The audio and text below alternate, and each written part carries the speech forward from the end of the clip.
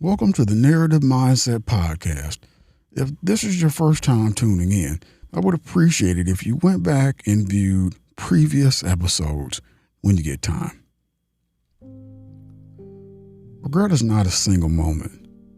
It is a presence that lingers, a shadow that stretches across years. It arrives quietly, often disguised as memory.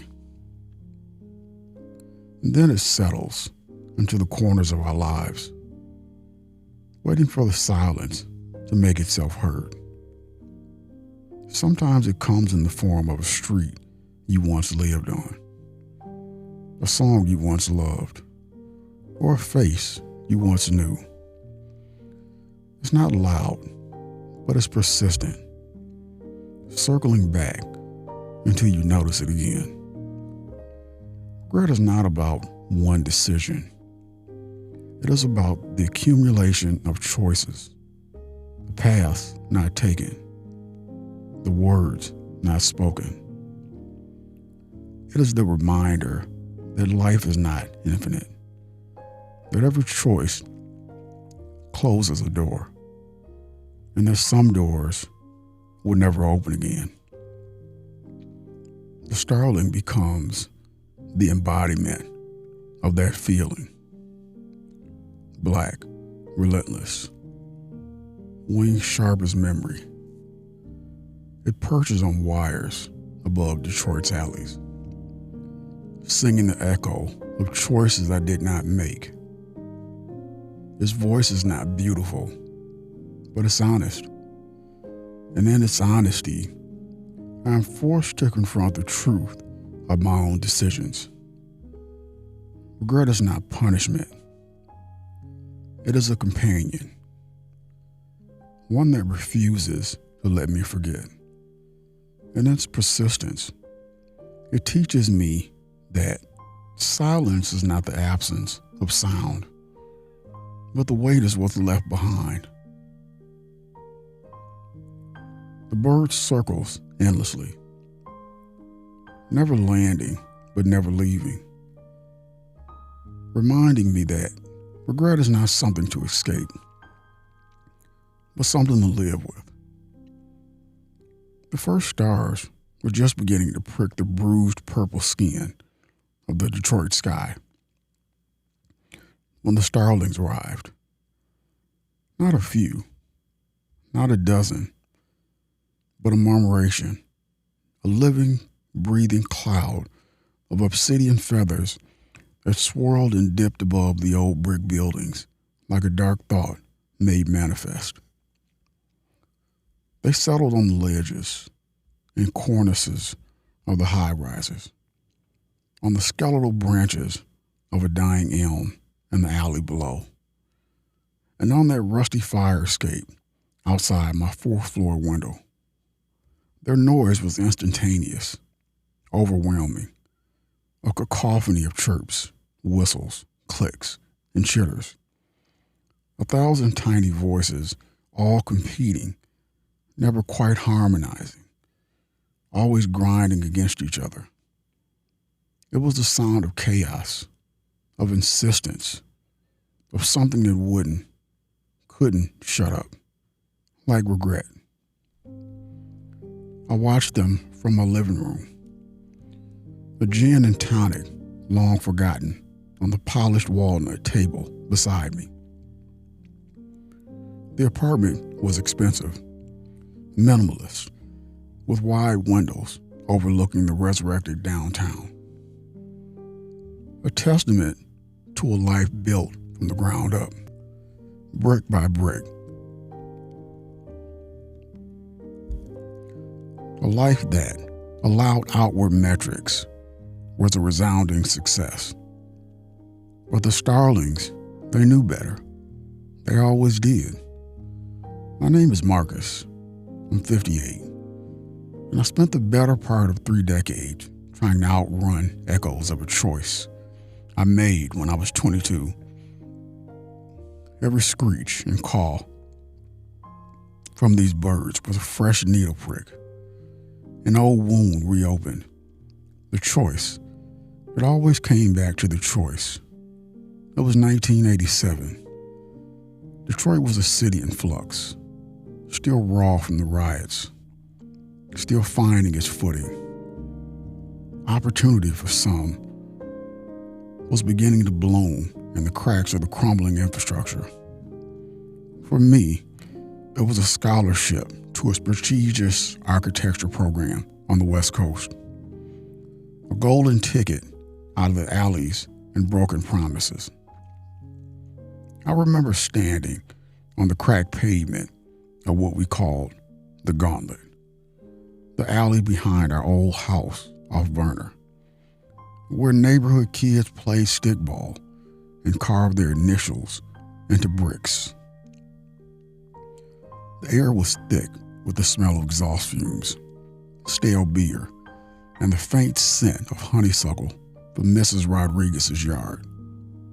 Young Marcus, all raw ambition and nervous energy, stood there, a cheap duffel bag packed with 2 shirts and a worn copy of The Fountainhead. Across from me was Lena. Her hair was pulled back in a house braid, a few strands escaping to frame her face, already streaked with sweat from working in her father's bakery. She smelled of yeast and sugar and earth from the small garden she tended in their backyard. Her eyes, usually so bright with mischief, were shadowed with a quiet plea. "Just think about it, Mark," she said, her voice soft, not wanting to trap me, but desperate to keep me. What about us? What about what we talked about? Fixing up that old place on East Grand, turning it into something real. I looked past her, past the bakery with its peeling paint, past the familiar faces drifting in and out, past the life that was waiting for me here. I saw the city not for what it was, but for what it wasn't. A cage, a place that held people back. "This is my chance, Lena," I replied, my voice harder than I intended. My only chance to make something of myself, to get out. Don't you see? I can't stay here. Not if I want to actually build anything beyond a few patched up roofs. It was a lie, of course, or at least half truth. I could have built something here. We could have built something here, together. But the vision of success I clung to then was singular, unwavering, towering structures, my name on blueprints, the validation of a world beyond these familiar streets. It was a selfish ambition, dressed up as necessity. Lena had simply nodded, a slow, deliberate movement that spoke volumes. The light had gone out of her eyes. She hadn't cried. That would have been easier. Instead, she just pressed a small, warm stone, a river stone she polished smooth, into the palm. For good luck. Then, for wherever you go, I took the stone, felt its weight, its surprising warmth. Then I turned and walked away. I never looked back, not until the Starlings came. The choice propelled me. Yes, I was a rocket fuel of guilt and determination.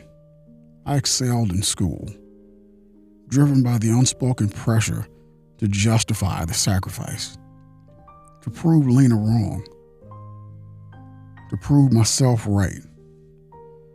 I climbed the corporate ladder, first in San Francisco, then in New York, designing glass and steel monoliths that scraped the sky. My name did appear on blueprints, in magazines, in whispered conversations in executive boardrooms. I built things, monumental things, And in the process, I rebuilt myself, or so I thought. But the starlings, they followed. They weren't always called starlings then. Sometimes they were the quiet moments in a sterile hotel room, thinking of Lena's laughter. Sometimes they were the hollow feeling after a major project completed, the champagne flat on my tongue. Sometimes they were phone calls I didn't make, the letters I didn't write, the bridges I let burn to ash. Success, I discovered, was a strange beast. It demanded consistent feeding. It insulated you, built walls of accomplishment around you. But those same walls could become a prison. My relationships began to become transactional. Colleagues were competitors. Friends were contacts.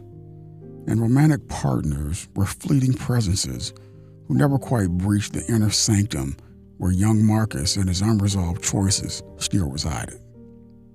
My self-perception shifted too. The confident young man who believed he was destined for greatness found himself constantly looking over his shoulder, wondering if the foundations of his success were as strong as the buildings he designed. Without the grounding of my past, without the people who knew me before the accolades, I felt untethered, a chameleon changing colors to match whatever environment I was in. The man in the mirror was a stranger sometimes, more polished, more refined, but with eyes that held persistent, unnameable ache. I moved back to Detroit a few years ago, not out of nostalgia.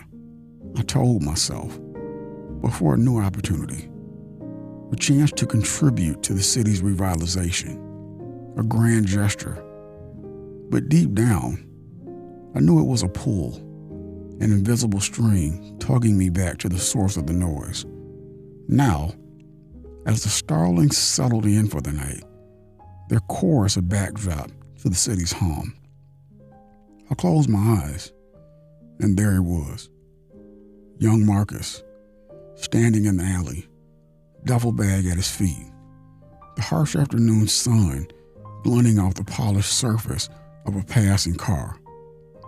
He looked so sure, so convinced of his path. "You idiot," I whispered, the words tasting like ash. "You had it all. You had everything." Young Marcus looked at me then, his eyes wide, confused. He couldn't hear the starlings, not yet. He couldn't feel the weight of 36 years of achievement and regret.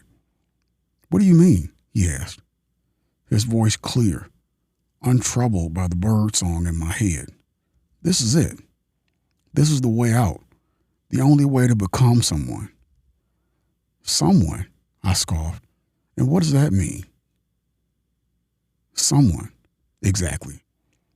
A name on a plaque? A portfolio of skyscrapers? It means you lost out on a life, a real life, with real roots." He frowned, a flicker of doubt crossing his face. But Lena, she wouldn't want me to stay if it meant I was miserable, if I couldn't reach my potential." "Potential?" I snapped. "Your potential wasn't measured in square footage. Kid, it was in the quiet moments, in the shared dreams. You were so blinded by what you thought success was. You couldn't see what was already a part of you." "You're successful, aren't you?" Young Marcus retorted, his chin jutting out in defiance. "All those big buildings, you made it. You did what you set out to do. And at what cost?" I countered, my voice cracking. I traded a hand to hold for a hand to shake. I exchanged genuine connection for a polite applause. I built a moment to myself, but I ended up living in its shadows. He looked down at his scuffed sneakers. then back up at me. So, what? You're saying I should have stayed? That I should have just settled? The word settled hung in the air. A barb he'd picked up from the very world I was admonishing him for chasing.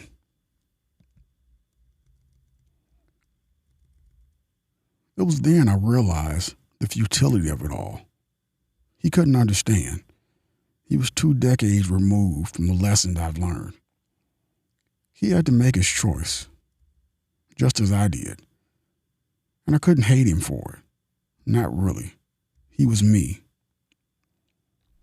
I sighed, running my hand through my thinning hair. No, I'm not saying you should have settled. I'm saying there's a difference between settling and choosing. Choosing a life, a path that aligns with who you are, not just what the world tells you should be. The starlings outside my window seemed too quiet for a moment, a brief, blessed lull in their endless conversation. It was just an illusion, I knew, but in that moment, I felt a shift, a tiny, almost imperceptible opening in the tightly woven fabric of my regret. The truth was, I had built something here in Detroit. I hadn't returned to the bakery or to Lena, whose name I'd heard whispered in a coffee shop a few months ago, along with something about her grandchildren. Their life was gone, but I had used my skills, my success, to design affordable housing projects in neglected neighborhoods, to mentor young architectural students who reminded me of myself, but with a clear vision. I was giving back to the city I had once so desperately fled. The riverstone Lena had given me, it still sat on my bedside table, smooth and cool to the touch. I hadn't thrown it away. I hadn't forgotten it. It was a tangible link to a path not taken. Yes, but also a reminder of the capacity for my kindness, for genuine connection that existed within me. Even then, the starling began their raucous symphony once more, but this time, something felt different. Their noise was still there, still insistent, but it wasn't quite as sharp, not quite as piercing. It was simply there, like the city itself. They were a part of the landscape. They didn't have to shut up for me to find peace. Hope. It was a sudden epiphany, not a blinding flash of light that erased all the years of introspection. It was a quiet hum, a low thrum beneath the surface of the starling's chatter. Hope wasn't about wishing I could go back and change things. It was about realizing that the choices I made, even the ones I regretted, had brought me to this very moment, to this window, looking out at the city I loved, a city that was also a testament to resilience and reinvention. The success I had chased, the accolades I had accumulated, they were, in a way, still hollow. But the man I was now, the man who was finally learning to listen to the starlings without letting them overwhelm him, the man that had the power to redefine what success meant. It wasn't about erasing the past, but about building a different future. A future where the noise of regret, while perhaps never fully silenced, no longer dictated the direction of my flight. I picked up my gin and tonic again. It was warm now, diluted. But I took a sip anyway. The bitter taste was familiar, comforting in its own way. The starling swirled above the rooftops one last time, a dizzying display of synchronized chaos.